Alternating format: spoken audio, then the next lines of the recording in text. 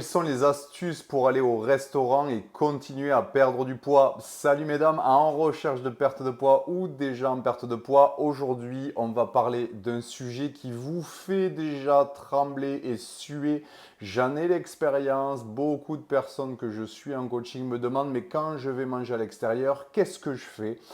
Reste bien du coup, pendant toute la vidéo, je vais te dévoiler les astuces qui permettent aux personnes que je suis en coaching de pouvoir continuer à perdre du poids et vivre une vie normale et de sortir tant de fois qu'elles souhaitent. Mais avant toute chose, je te laisse t'abonner du coup à ma chaîne YouTube dans laquelle j'y partage énormément de connaissances et d'astuces que j'utilise pour accompagner les mamans en post-grossesse à perdre leur poids. Et regarde cette vidéo en entière car j'y partagerai une surprise, un document que j'utilise justement avec les personnes que je suis pour qu'elles puissent s'y retrouver lorsqu'elles mangent au restaurant. Lorsque vous mangez au restaurant, ce qu'il faut savoir, c'est qu'à peu près la moyenne calorique de ce que vous pouvez retrouver au restaurant va être entre 800 et 1000 calories en fonction des plats que vous prenez, le nombre de plats aussi que vous prenez. Donc là, bien sûr, c'est juste ce que vous pouvez avoir dans des plats. On ne parle ni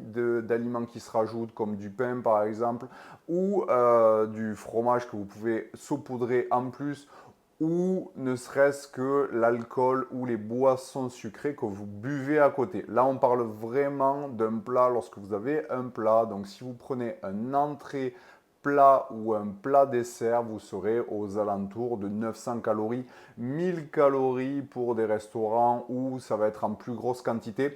Ce qu'il faut savoir, c'est que lorsque vous mangez au restaurant, les quantités sont à peu près équivalentes d'un restaurant à un autre parce qu'ils ont des impondérables financiers, ce qui fait que un peu partout là où vous allez, vous serez dans cette moyenne de calories que je vous ai citée. Donc première astuce pour éviter de faire exploser la note en termes de calories, c'est de soit prendre un entrée plat, soit un plat dessert, ce qui vous permettra de rester justement dans cet équivalent de 800-900 calories et de ne pas dépasser les 1200 calories par exemple pour un entrée plat dessert. Autre astuce, il est préférable de prendre un entrée plat plutôt qu'un plat dessert. Si vous aimez les desserts, aucun problème, allez-y. Mais si ça vous est égal, prenez plus un entrée plat parce que ce sont des aliments qui vont vous rassasier en plus grande partie, différemment d'un dessert par exemple. Ensuite, ce qu'il faut savoir, c'est que tous les plats qui vont être à base de poisson, par exemple, vont vous faire économiser des calories car c'est moins calorique, par exemple, qu'un plat à base de viande. Donc, bien sûr, c'est à proportion. N'allez pas être à 300 ou 400 calories de moins, mais ça va vous permettre de pouvoir économiser à peu près une centaine de calories si vous prenez du poisson plutôt que des plats en viande. Autre astuce, il est important de ne pas se focaliser sur les salades lorsque vous allez dehors ou que vous mangez au restaurant. Pourquoi? Parce que ces plats sont aussi caloriques, voire même plus caloriques qu'un simple plat de viande d'un onglet par exemple avec des frites. Vous allez avoir le même nombre de calories que si vous mangez une salade. Donc si aujourd'hui vous aimez les salades, allez-y, faites-vous plaisir parce qu'au restaurant, elles sont très très bonnes. Par contre, si vous allez au restaurant et que vous vous dites, je vais prendre une salade pour me permettre de continuer à perdre du poids ou du moins stabiliser mon état, c'est faux. Faites vraiment attention car c'est un faux ami. Autre faux ami, lorsque vous prenez une pizza en vous disant que potentiellement, comme il y a des produits frais dessus, ça va être moins calorique que certaines choses, il vaut mieux prendre un hamburger qu'une pizza. Aujourd'hui, un hamburger avec des frites va être aux alentours de 800 calories. Une pizza, une moyenne, peut rapidement monter à 900 voire 1000 calories en fonction de la garniture que vous pouvez avoir. Petite astuce pour économiser d'autres calories, il y a des éléments, des aliments additionnels à faire attention, comme par exemple le pain. Faites attention au pain puisque dans votre plat, il ne va pas vous rapporter énormément de choses en termes gustatifs. Par contre, il peut faire très rapidement pencher la balance sur un repas très très riche. Ça peut vous faire monter énormément les calories d'un coup. Autre aliment à faire attention, c'est tout ce qui va être boisson. Boisson alcoolisée, boisson sucrée. Il est important de restreindre un peu les quantités sur ce genre d'aliments et vous focaliser sur la nourriture que vous allez avoir dans les plats.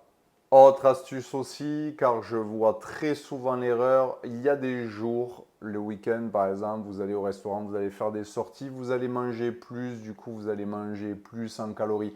Ne vous prenez pas la tête puisque les week-ends s'équilibrent avec le reste de la semaine. C'est pas parce que vous mangez plus en calories un certain jour et on est tous pareils, on va avoir des jours où on va manger plus et des jours où on va manger moins.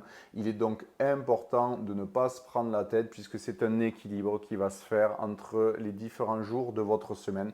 Des jours où vous allez sortir un peu plus, des jours où vous allez rester à la maison et que vous allez être tranquille pour pouvoir cuisiner des choses un peu moins riches, ce qui fait que ça va s'équilibrer.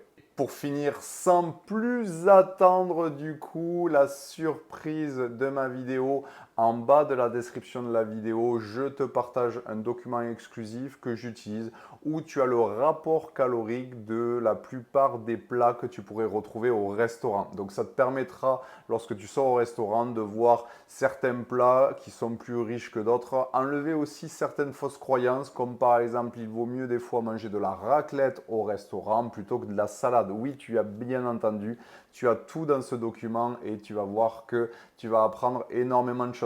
Par ailleurs, si tu souhaites être accompagné pour une perte de poids post-grossesse, je te laisse cliquer sur le lien en dessous de la vidéo dans lequel tu pourras prendre rendez-vous téléphonique pour qu'on fasse le point ensemble, qu'on voit la situation et peut-être tu pourras bénéficier d'une semaine d'accompagnement offerte. Cette semaine est totalement offerte pendant 7 jours.